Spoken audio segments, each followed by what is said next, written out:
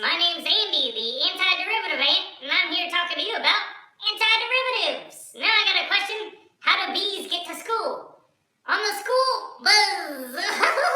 So the first vocabulary term is an antiderivative, and that says a function capital F is an antiderivative of lowercase f on an interval I when capital F prime of x is equal to f of x for all x in I. So an antiderivative is pretty self-explanatory. It is the opposite of taking the derivative. So here, if I have the function 3x squared, and I want to take the antiderivative of that, you have to think, what was the original function I had and took the derivative of in order to get this? And that would be x cubed, because if I take the derivative of x cubed, I get 3x squared.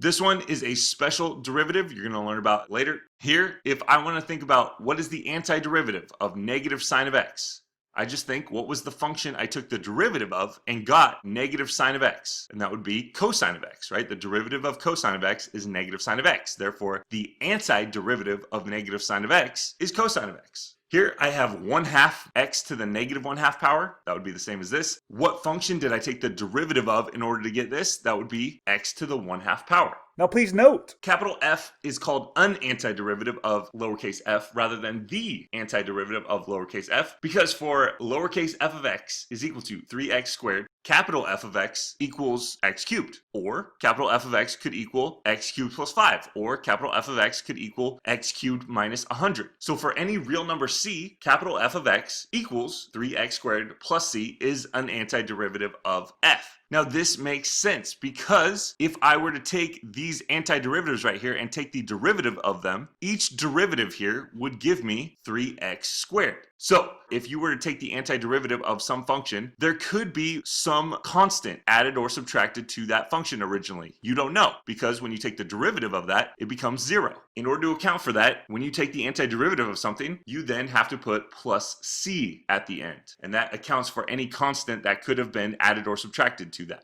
Now this theorem, the representation of antiderivative, says if capital F is an antiderivative of lowercase f on an interval I, then capital G is an antiderivative of lowercase f on an interval I. If and only if capital G is of the form capital G of x is equal to capital F of x plus c for all x in I, where c is a constant. So now, this is a more accurate representation of antiderivatives. If we want the antiderivative of 3x squared, we are going to write it x cubed plus c. If we want the antiderivative of 1 over x, it's going to be ln of x plus c. If we want the antiderivative of negative sine of x, what did we take the derivative of in order to get this particular function? That would be cosine of x plus c. Now the second vocabulary term is an indefinite integral, and that's just a synonym for an antiderivative. So if you see this integral sign, it's just telling you to take the antiderivative of this function with respect to a certain variable. So dx, d theta, dy, it's going to tell you what to take the antiderivative of with respect to. Capital F of x is the antiderivative of lowercase f of x, and then we have to add our constant of integration to the end.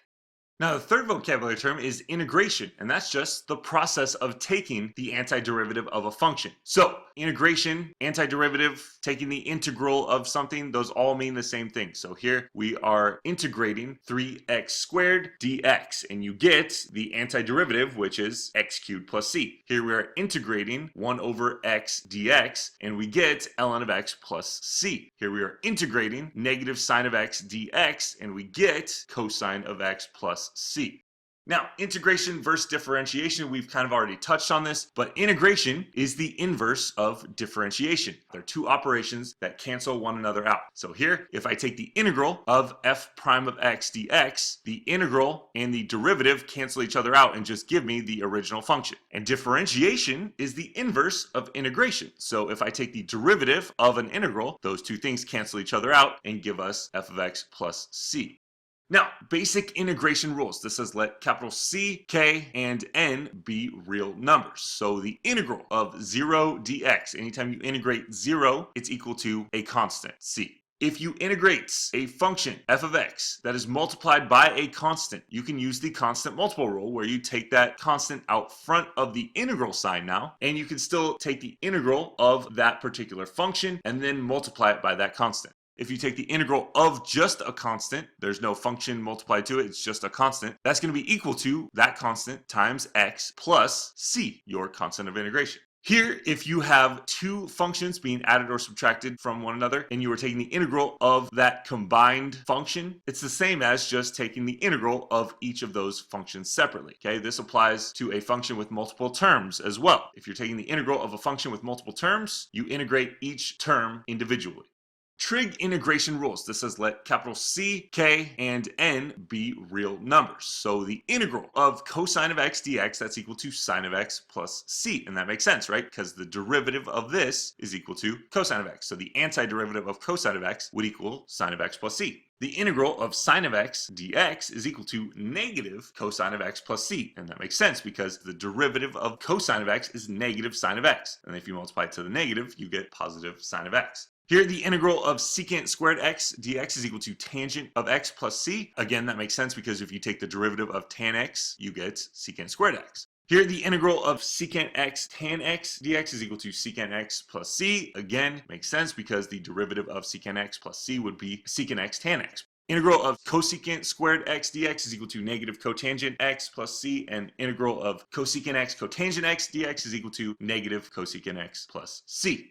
Now, exponential integration rules. This says let capital C, K, and N be real numbers. So the integral of x to some power. This is probably the most important one here. If you take the integral of x to some power, what you're going to get is x to that power plus 1 over that power plus 1. And again, add the constant of integration. If n is equal to -1, that's going to be x to the negative first power, which is 1 over x, which we'll talk about down here. Here, the integral of e to the x would be e to the x plus c. The integral of a to the x dx, probably the hardest one to remember here, is 1 over ln of a times a to the x plus c. When you have a constant to the x power instead of x to some constant power, the integral of a to the x is 1 over ln of a times a to the x plus c. So this is the rule for that. Here we have the integral of 1 over x dx. This is also one of the most common ones to pop up. The integral of 1 over x is ln, the natural log, of the absolute value of x plus c.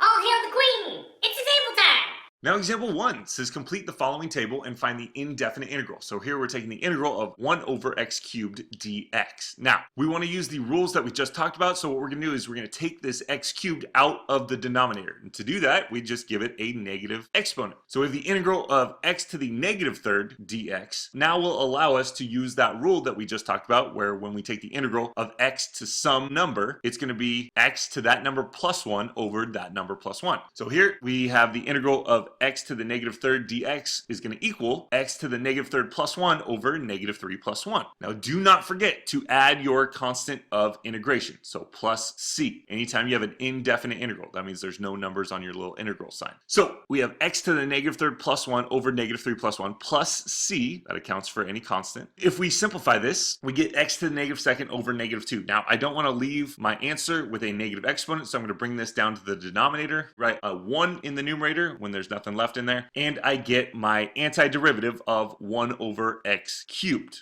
Now let's take the integral of 3 rad x dx. So a couple things here. First, this 3 is just a constant multiplied to my function. So I'm going to bring this, move it out front, and then don't worry about it until the very end, because I can just multiply it on at the end, just like the constant multiple rule. Rad x, I'm going to rewrite as x to the 1/2 power. Now I do that because I can use now the same rule that I used up here. Anytime you're integrating x to some number, it's going to be x to that power plus 1 over that power plus 1. Now 1/2 plus 1 is the same as 1/2 plus 2/2, which is going to give you 3/2. And then if you're dividing something by 3/2, the same as multiplying it by 2/3, so you get this. Now the 3's are going to cancel out, and you end up getting 2x to the 3/2 plus c. Again, I did not forget my constant of integration anytime you take the antiderivative of something or the integral of something. Now just quickly note, technically when I went from this step to this step, I had to multiply the 3 to the c as well, because that's part of the antiderivative of x to the 1/2. But 3 times a constant is just equal to a constant, c. So we just leave it c. We don't have to write 3c.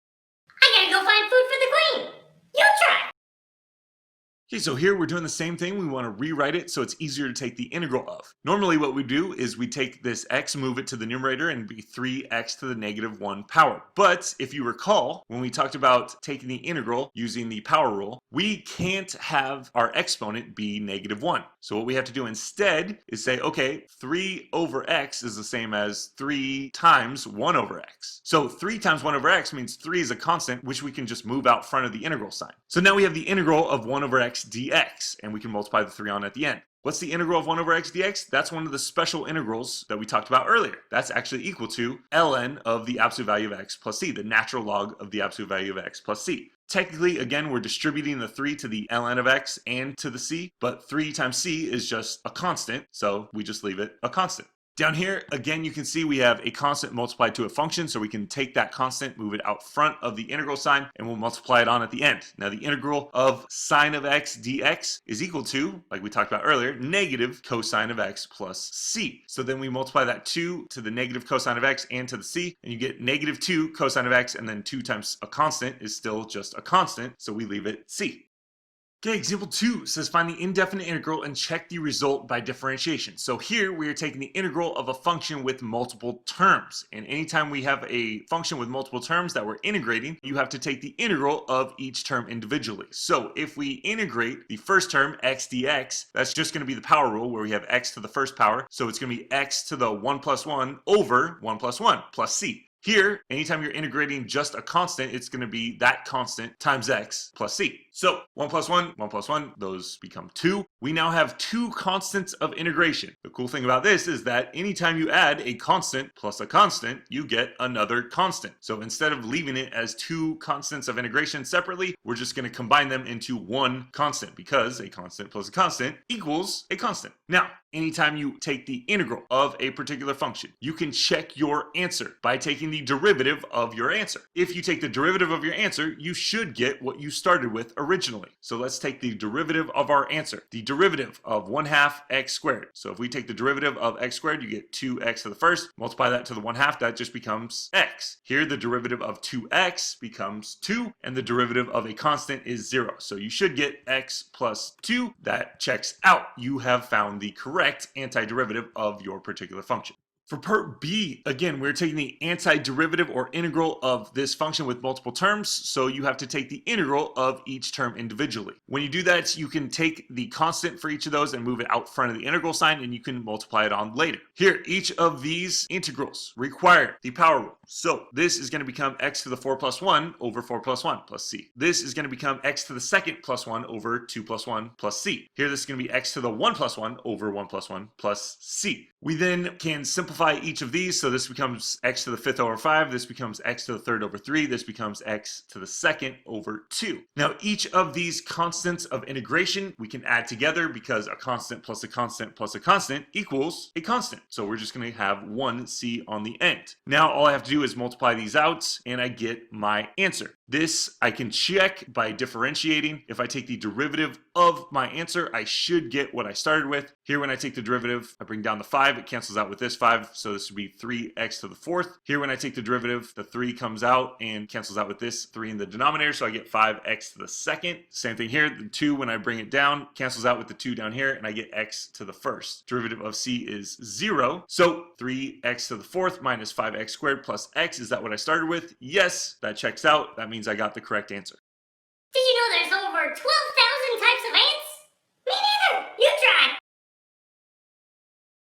Okay, so let's start with the first one. Anytime you have like an x in the denominator like this, you want to rewrite it so it has an x in the numerator instead with a negative exponent, unless that exponent is -1. But here, since it's rad x in the denominator, when I bring it up, it's just x to the -1/2 power. I can bring this 2 out front then using the constant multiple rule. And here, when I take the integral, it's going to be x to the -1/2 plus 1 over -1/2 plus 1. Simplify that, divide by -1/2, which is the same as multiplying by 2, and I end up getting 4x to the 1/2 plus c, which I can then rewrite this x to the 1/2 as rad x. Again, anytime you're taking the indefinite integral, do not forget your constant of integration, c. Once you get your answer, you can check that. If you take the derivative of your answer, you should get the function that you started with. So what is the derivative here? Well, this is going to be x to the 1/2 power. So I bring that 1/2 down out front, multiply it to the 4, so that becomes 2. And this becomes, when I subtract 1 from it, x to the negative 1/2 power. Derivative of c is 0. So I get 2x to the negative 1/2 power, which is 2 over rad x, which is what we started with. Perfect. For part B, I'm taking the integral of this particular function. You see it has multiple terms, but before you integrate this, it's t squared minus 1, the quantity squared. So I can't just go ahead and integrate each term. I need to simplify this first. So t squared minus 1, the quantity squared, is the same as t squared minus 1 times t squared minus 1. So when I FOIL that out, I get t to the 4th minus 2t squared plus 1. Now I can integrate and start by integrating each of the terms separately. Now you can see that we are integrating with respect to t. That's why this is dt now. When I integrate this first term, I get t to the 4th plus 1 over 4 plus 1 plus c. Here, this becomes t to the 2nd plus 1 over 2 plus 1 plus c, and that's all multiplied by that 2 that's out front. And then here, the integral of 1 is just going to be t plus c. Now, each of these c's, these constants of integration, I can then simplify into one constant of integration, because a constant plus a constant plus a constant equals a constant. 4 plus 1 over 4 plus 1, that becomes t to the 5th over 5. T to the 2nd plus 1 over 2 plus 1, that becomes t to the 3rd over 3. And now I can rewrite these as fractions out front of the variable if I want to, or I could have just left it like this. If you're okay with that, that's fine. Again, once I get my answer, my antiderivative, my integral, I can check that by taking the derivative of my answer, and I should get the function that I started with. So if I take the derivative of my answer, here, the derivative of 1/5 t to the 5th, 5 comes down, cancels out with the 1/5 out front, and this becomes t to the 4th. Here, bring the 3 out front, and it cancels out with the 3 down here, so I get 2t to the 2nd. The derivative of t is just 1. Derivative of c is 0. So I end up getting t to the 4th minus 2t squared plus 1, but that's not the same thing as this. It actually is, yeah. After I FOILed it out, that's the same thing. So we got our answer. Perfect. Now example 3, we're doing the same thing, but here we have a trickier function that we're taking the integral of. So what we want to do is rewrite this so it's a function that's easier to deal with. What I'm going to do is I'm going to rewrite this as 2 separate fractions. I'm going to put this denominator under each of the terms in the numerator. Now I do that because x cubed over x squared, that just becomes x. Here I can rewrite this as 3 times x to the negative 2nd power. Now I can take the integral of this. This is easier to deal with. So I take the integral of each term individually. The integral of x dx, this is x to the 1st, so that's going to be x to the 1 plus 1 over 1 plus 1. Here the integral of x to the negative 2nd, that's going to be x to the negative 2nd plus 1 over negative 2 plus 1. And again, both of these, we have to add c, a constant of integration, anytime you integrate. For the second term, multiply that 3 to it as well, and now a constant plus a constant is going to become a constant, c. If I simplify each of these fractions, looks something like this. Now, this x to the negative 1st power, I can bring to the denominator. This negative 1, I move out front, and I have my antiderivative of my original function. Now you can always check your answer when you take the integral of something. You just take the derivative of your answer and you should get the function that you originally started with. So let's do that. I'm going to rewrite this term right here as negative 3x to the negative 1st power. That'll help me take the derivative. So when I take the derivative of this first term, that's going to be 2x to the 1st, and I multiply that 2 to the 1/2. Those cancel out and I get x to the 1st. Here, negative 3x to the negative 1st power. When I take the derivative of x to the negative 1st, I bring that out front. So that's going to be negative 1 times negative 3, which is positive 3x to the negative 2nd power. Derivative of c just becomes 0. Now, this doesn't look anything like this. What I have to do to make it look like that is I'm actually going to factor out x to the negative 2nd power from each of these terms. When I factor out an x to the negative 2nd power over here, that just becomes 3. When I factor out an x to the negative 2nd power from x to the 1st power, it actually adds 2 to the exponent. This becomes x to the 3rd when I factor out an x to the negative 2nd from it. Now this x to the negative 2nd I can bring down to the denominator, and it is exactly like the function I started with. So we got the right answer. So for part B now, we have the integral of sine of x over cosine squared x dx. Now, this doesn't look like something you could easily take the integral of. So we need to rewrite it so it's something that we can take the integral of. Let's go ahead and rewrite this as the integral of sine of x over cosine of x times 1 over cosine of x. Now you may be thinking to yourself, there's no reason to do that. Well, sine of x over cosine of x is the same as tan x. And then 1 over cosine of x is the same as secant x. And if you recall, recall, if I were to reorder this, secant x times tan x, if we take the integral of that, that's something special, right? The integral of secant x tan x is just secant x plus c, because the derivative of this is secant x tan x, which is the same as 1 over cosine of x times sine of x over cosine of x, which is sine of x over cosine squared x, which is the function that we started with. Again, this is something that's going to take time. You need to be able to recognize what I can simplify things to in order to take the integral of more easily. Did you know queen ants could live for several years and have millions of babies? Me neither. You try. So here, again, we need to take the integral of each term separately. Now the integral of theta squared d theta, that's going to be theta to the second plus 1 over 2 plus 1 plus c. Here the integral of secant squared theta is going to be tan theta plus c. We combine each of the constants of integration to make just one constant, and we can rewrite our answer as 1/3 theta cubed plus tan theta plus c. Now again, you can take your answer, take the derivative, and see if you get the original function that you started with to make sure you got the right answer. So if I take the derivative of each term, this 3 multiplied to the 1/3 cancel each other out, and I get theta squared plus the derivative of tan theta, which is secant squared theta, and then the derivative of c is 0. So I get the function that I originally started with. I got the right answer. For part B, we again have multiple terms in the numerator and one term in the denominator. So what I can do is make this x to the 1/2 power and put it under each term in the numerator. I can then simplify x to the first over x to the 1/2. We subtract the exponents and you just get x to the 1/2 power. Here, I can bring this x to the 1/2 to the numerator and make it a negative exponent. Perfect. Now I have something I can take the integral of. So I'm going to take the integral of each term.